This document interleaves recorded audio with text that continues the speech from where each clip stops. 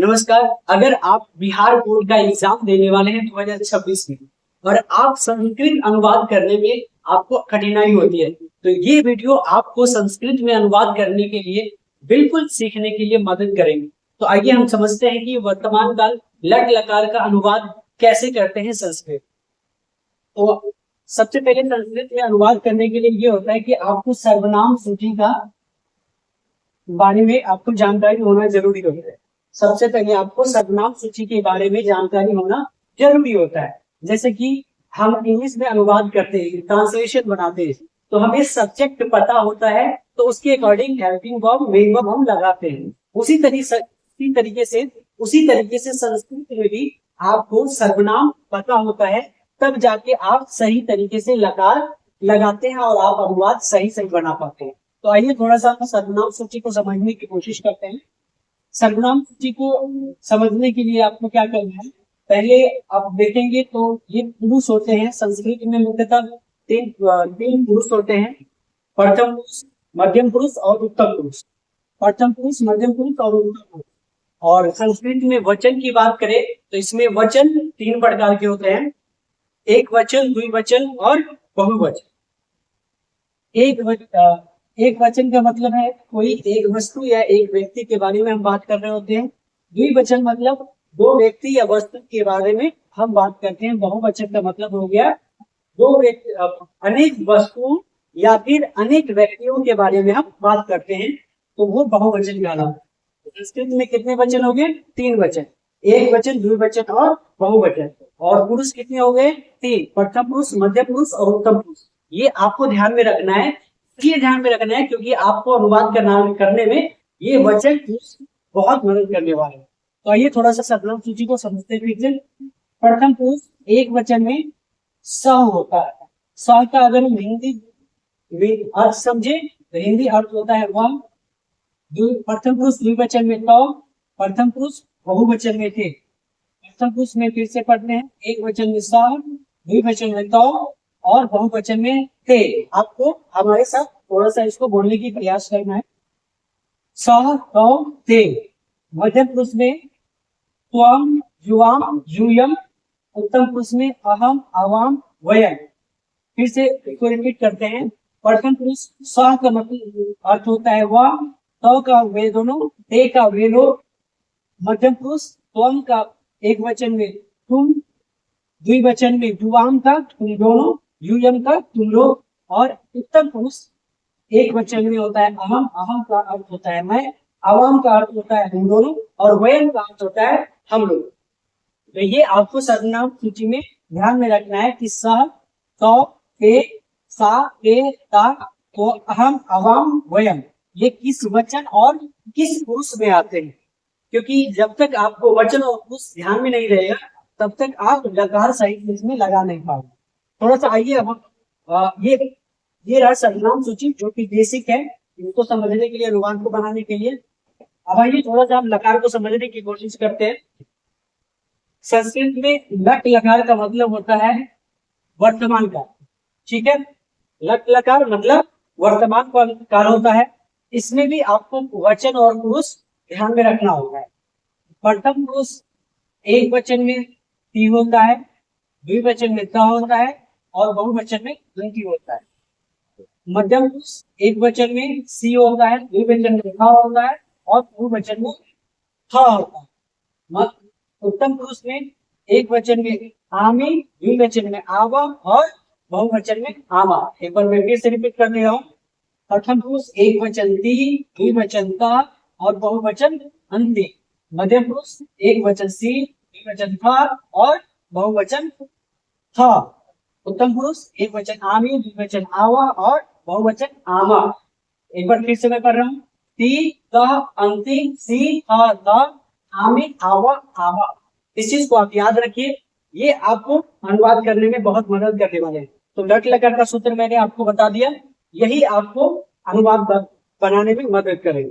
तो थोड़ा सा मैं अनुवाद को समझाता हूँ और आप समझने की कोशिश कीजिए, ठीक है, कि संस्कृत में अनुवाद कैसे करें। जैसे पठ धातु को लेकर हम चलते हैं, एक से समझने के प्रयास करते हैं। पठ का मतलब होता है पढ़ना, ठीक है। अब इस पे हम अनुवाद देखते हैं। वह जैसे वह पढ़ता है, और यहाँ पे है लगा हुआ है, तो इसका मतलब है यह वर्तमान काल का वाक्य है, और वर्तमान काल मतलब लट लका, तो हमें सूत्र लगाना पड़ेगा लट लका। सीता अंति सीता था, आमी आवा आमा, ये सूत्र लगा के हम आगे अनुवाद करेंगे। जैसे यहाँ पे देख रहे हैं कि वह पढ़ता है, तो हमें वह का संस्कृत खोजना है। वह का संस्कृत हमें कितने वचन कितने पुरुष में मिल रहा है? प्रथम पुरुष और एक वचन में मिल रहा है, ध्यान से सुनिएगा। वह का संस्कृत हमें कहा मिला? प्रथम पुरुष और एक वचन में। तो हमने क्या कर दिया, वह का संस्कृत यहाँ पे लिख दिया। वह का संस्कृत हो गया स। जैसे हम लिखे यहाँ पे, जैसे हम पहले सर्वनाम का अर्थ लिखते हैं संस्कृत में, सर्वनाम जो वह ये आता है प्रथम पुरुष और एक वचन में। अब जैसे हम जो भी सर्वनाम लिखेंगे उसी से हम इसके बारे में पूछेंगे कि आगे इसके साथ कौन आए। तो आप से पूछो कि स किस वचन और किस पुरुष से आया है, तो ये खुद बताएगा कि ये प्रथम पुरुष और एक वचन से आया है, और ये अपने साथ किसको लाएगा? लट लकार। ये जो वाक्य है लट लकार का है, ये लट लकार का सूत्र लाएगा प्रथम पुरुष और एक वचन से। क्यों? क्योंकि यह भी आया है प्रथम पुरुष और एक वचन से।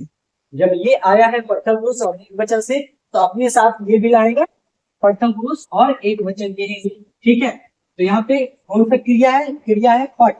पठ का पढ़ना, पढ़ना का संस्कृत हो जाता है पठ। ठीक है, हम यहाँ पे पठ लिख दिए, पठ में हलंत लगा होता है। ठीक है, और यहाँ पे देखिए ये क्या कह रहा है? मैं आया हूँ प्रथम पुरुष और एक वचन से। पूछो, आपको संस्कृत में अनुवाद करना है ना, तो सर्वनाम से पूछो कि किस वचन और किस पुरुष से आए हो, तो वो खुद बताएगा कि वो किस वचन और किस पुरुष से आया है। तो जिस वचन और जिस पुरुष से वो सर्वनाम आया है, वो कहेगा कि हमें उसी वचन और उसी पुरुष से जो लकार में वो है वही लकार का सूत्र लगाना है। तो प्रथम पुरुष और एक वचन से यहाँ पे सूत्र लगाना है। तो पढ़ना का धातु रूप क्या हो गया? पठ। ठीक है, और यहाँ पे प्रथम पुरुष एक वचन में क्या है? ती। तो हम क्या लिख देंगे? ती। यहाँ पे जैसे हम अनुवाद करते हैं, तो ये जो हलंत है पठ, पठ में जो हलंत लगा है ये खत्म हो जाता है, हलंत को हम यहाँ से हटा देंगे। ठीक है, सह पठती, वह पढ़ता है, संस्कृत हो गया सह पठती। उम्मीद करते हैं कि आप यहाँ तक समझ रहे होंगे, बाकी आगे का अनुवाद समझते हैं। वे दोनों पढ़ते हैं, वे दोनों जैसे पढ़ते हैं, तो ये तो वर्तमान काल का ही वक्त है सारे। वे दोनों पढ़ते हैं, तो इसका वे दोनों का अनुवाद लगाना, संस्कृत शब्द खोजेंगे। तो वे दोनों यहाँ पे है, किस वचन में है? प्रथम द्विवचन में, प्रथम पुरुष द्विवचन में, इसका संस्कृत होता है। तो हम चुपचाप से क्या लिखेंगे? तो हम यहाँ पे लिख देंगे। ठीक है, और लिखने के बाद इनसे पूछेंगे कि भाई तुम किस वचन और किस पुरुष से आए हो, तो ये बताता है कि हम प्रथम पुरुष और एक वचन से आए हैं। तो ये किसको लाएगा अपने साथ? प्रथम पुरुष और एक वचन को ही लाएगा। तो प्रथम पुरुष द्विवचन से आया है ये, तो जो है किस वचन किस पुरुष से आया है? तो प्रथम पुरुष द्विवचन, प्रथम पुरुष द्विवचन से आया है। तो ठीक है, तो ये किसको लाएगा अपने साथ? प्रथम पुरुष द्विवचन से ही लाएगा। तो प्रथम पुरुष द्विवचन में क्या है? क। ठीक है, तो पठ और कह लगाएंगे यहाँ पे, तो क्या हो गया? पठ क। ठीक है, इसी तरीके से आप संस्कृत अनुवाद करेंगे। उसके बाद वे लोग क्या होता है? वे लोग यहाँ पे वे लोग का संस्कृत के प्रथम पुरुष बहुवचन में, तो हम यहाँ पे क्या लिखेंगे? संस्कृत। उसको पूछेंगे किस वचन किस पुरुष से आया। आप ध्यान से सुनिए, सर्वनाम आपको बता देगा कि आपको कौन सा सूत्र किस वचन और किस वचन किस पुरुष से लाना है। ये कह रहा है कि हम प्रथम पुरुष और बहुवचन से आए हैं, तो ये आएगा प्रथम पुरुष बहुवचन से अनुप्रूप। ठीक है, क्या आ जाएगा? पठ जो अंधे, यहाँ पे अंधी है वहां पे, लेकिन हम क्या करेंगे? यहाँ पे अंधी को और को हटा दें। ठीक है, और को जब हटाएंगे तो हमारा क्या हो जाएगा? सीधा नर्ता सुन और हर्षिका, तो क्या आ जाएगा? प्रणंती। ठीक है, समझ रहे हैं? उसके बाद आगे समझते हैं। तुम का संस्कृत क्या होता है? तुम यहाँ पे है मध्यम पुरुष एक वचन में, मध्यम पुरुष और एक वचन। ठीक है, तो मध्यम पुरुष एक वचन में क्या है? तुम का संस्कृत तुम, वहां पे क्या लिखेंगे?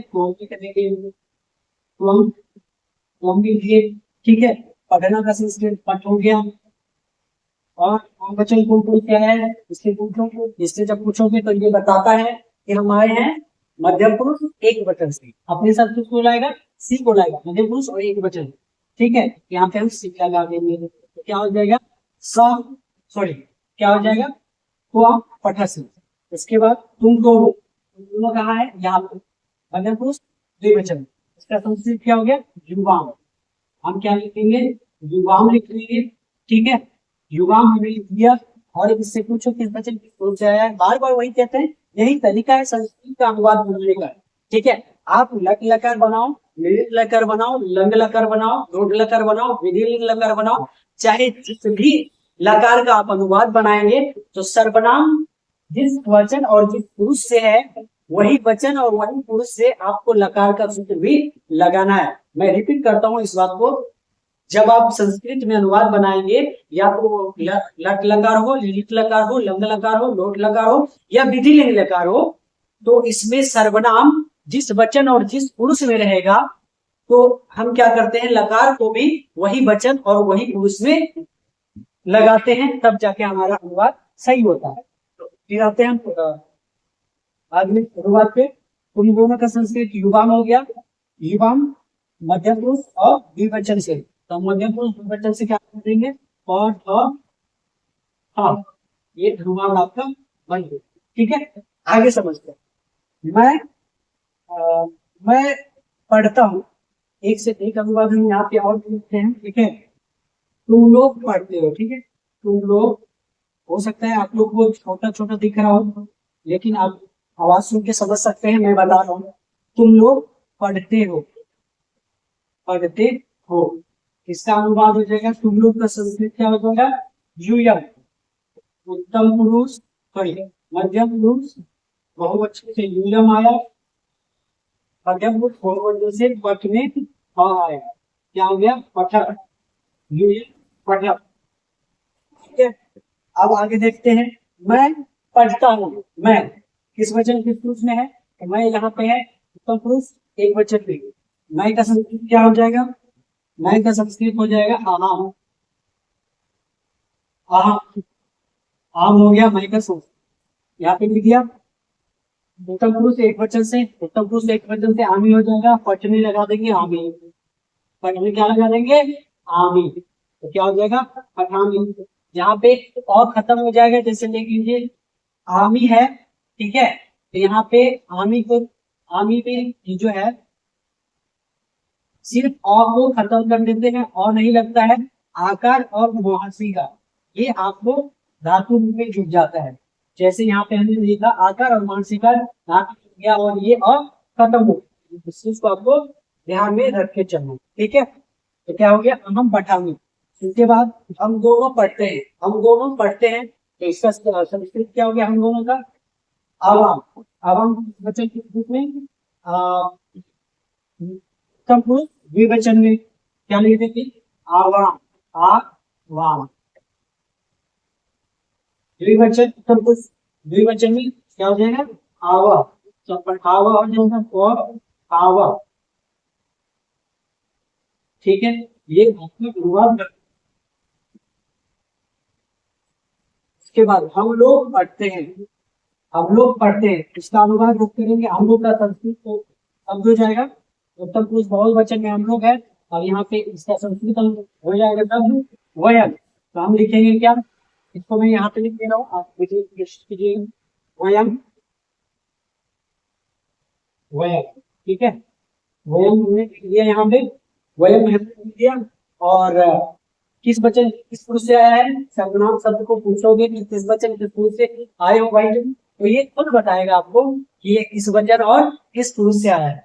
तो ये आया है उत्तम पुरुष और बहुवचन से। ठीक है, अपने साथ किसको लाएगा, उत्तम पुरुष और बहुवचन को ही लाएगा। ठीक है, उत्तम पुरुष बहुवचन में होता है आमा, तो पटने लगा देंगे हम आमा, आमा, तो क्या हो जाएगा, वयम पठामा।